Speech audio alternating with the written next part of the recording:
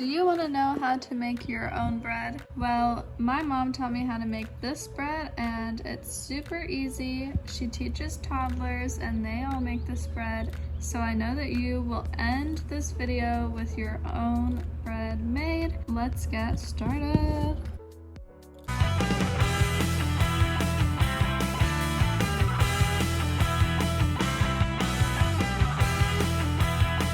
Hello and welcome to or back to my channel. My name is Gabrielle and today I will be showing you how I make my bread. The ingredients that you're going to need are all-purpose flour, salt, olive oil, maple syrup, yeast, and then optional are whatever spices that you might want on the crust of the bread. I have garlic powder and also basil.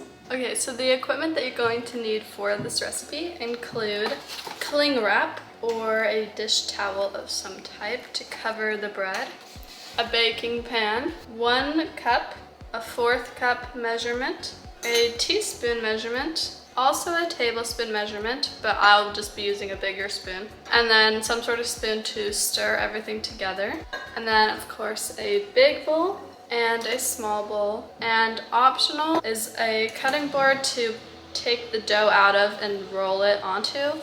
You can also do that in the bowl. First, add 3 cups of flour into the big bowl.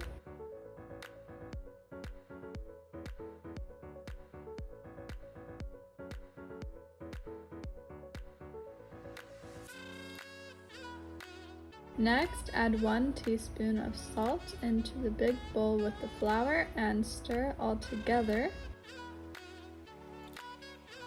Then go ahead and start making a well in the middle of the flour, so kind of like a little volcano. Next, add 1 cup of warm water, like bath water.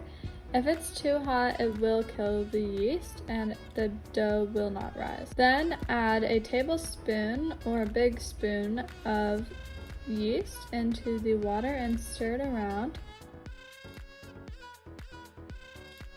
Next, add 1/4 cup of olive oil and 1/4 cup of maple syrup or some sort of liquid sweetener.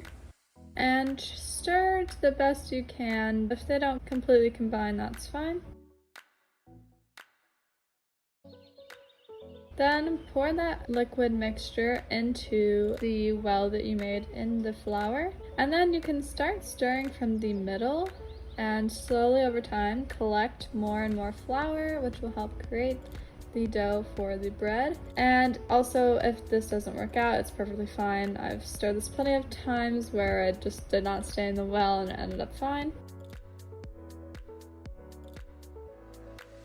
After the bread is somewhat stirred together, you can pour everything out onto the cutting board and start kneading the bread.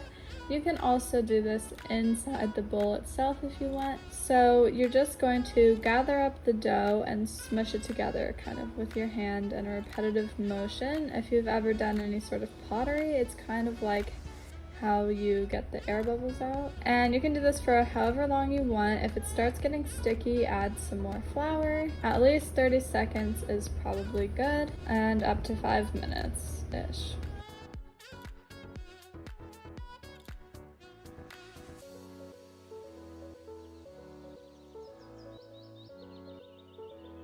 Then go ahead and cover your dough after you put it back inside the bowl. I'm using cling wrap, but a dish towel should be perfectly fine.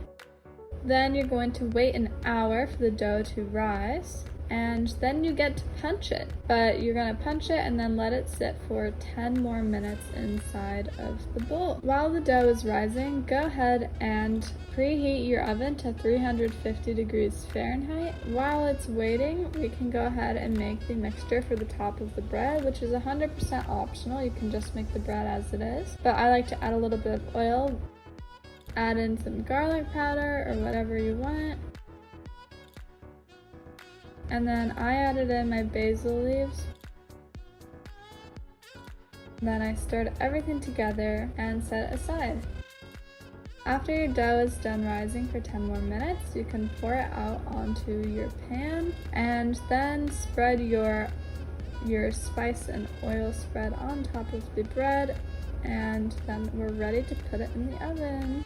And the bread is in your oven for about 30 minutes, but I would check it after 20 and 25 minutes to make sure you're not burning it. That's what my bread looked like when I took it out of the oven. Thank you for watching. Let me know how your bread turned out in the comments down below, and of course ask any questions that you have and any tips that you have for other bread makers.